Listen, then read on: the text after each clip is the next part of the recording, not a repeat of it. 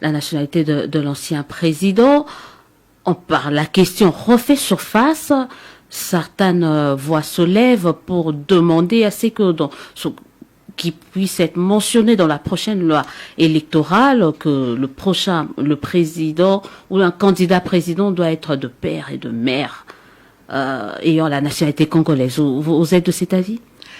Moi, je parle de ce problème depuis très longtemps parce que tout simplement, je vis cela.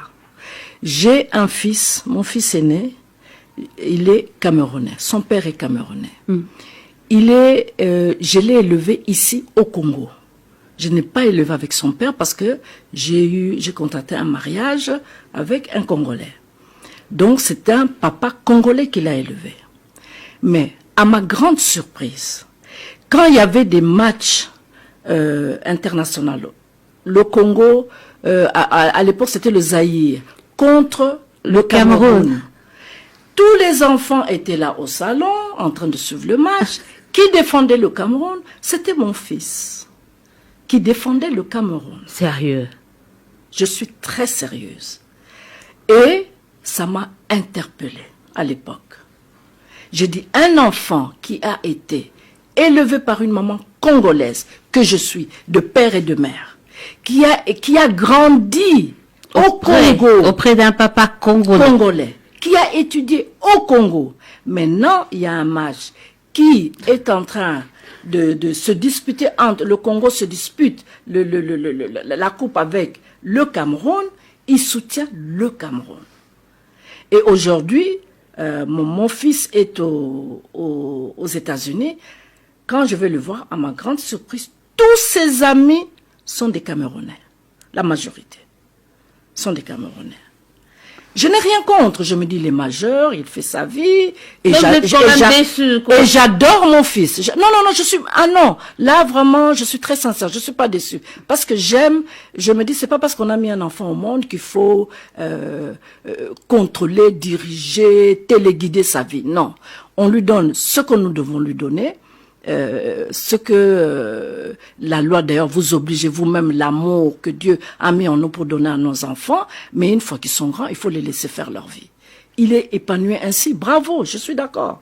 Mais, et à l'époque je le disais et les gens s'étonnaient, je disais, et on parlait même pas, on n'avait jamais eu les problèmes de nationalité. Je disais que si aujourd'hui mon fils se présente au Congo, il est candidat à la présidence de la République, c'est moi, sa mère, qui sera la première à le combattre. Je le disais à l'époque. Et les gens s'étonnaient que je puisse tenir de tels propos. Bah oui, ça m'étonne aussi. Ah. Ils sont pas les seuls. Mais non, soyons sérieux. Soyons sérieux. Vous serez président de la République. Quand vous vous retrouverez en conflit face au Cameroun un jour, vous allez choisir quel camp? Votre pays ou le Cameroun? Soyons sérieux. C'est pour ça. Le problème de nationalité, je dirais, ça dépend de l'histoire de chaque pays. Okay. Ça dépend de l'histoire de chaque pays. On peut pas dire, ah non, on va copier ce qui se passe aux États-Unis, ou bien copier ce qui se passe en France. Par exemple, aux États-Unis, ce qui m'a frappé, on peut être né de père et de mère américains, mais si on est né à l'étranger, avec père et mère américains, vous ne pouvez pas prétendre un jour postuler à la magistrature suprême. Donc la loi, cette proposition, si elle est transformée en loi, une proposition de loi, mérite d'être examinée. Tout à fait. Nous devons nous mettre sur table, examiner, que chacun donne ses points de vue et voir quelle est la meilleure solution que nous allons prendre pour notre pays. Parce que c'est un Congolais, Tchani, qui a soulevé ce problème. Noël Tchani, oui, qui est aussi, il était aussi candidat, alors qu'il était, on sait que selon certains, il était de nationalité américaine. Bon, ça, je ne sais pas encore. Oui, voilà. Mais je dis que c'est un problème qu'il faut poser ce problème avec toutes les cas, tous les cas. On peut pas copier d'emblée ce qui se passe ailleurs.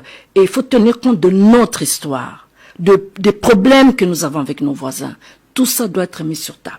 Est-ce que vous pensez que c'est seulement pas certaines personnes estiment que c'est juste pour éliminer un candidat, un potentiel candidat qu'on est en train de brandir? Ce qui me désole souvent au Congo, c'est que Quand il y a un problème qui se pose sur un candidat, si ce candidat-là est votre leader, il est de votre camp, le problème posé peut être vrai, mais vous allez balayer ça d'un revers de la main et tout de suite, oui, c'est pour l'éliminer.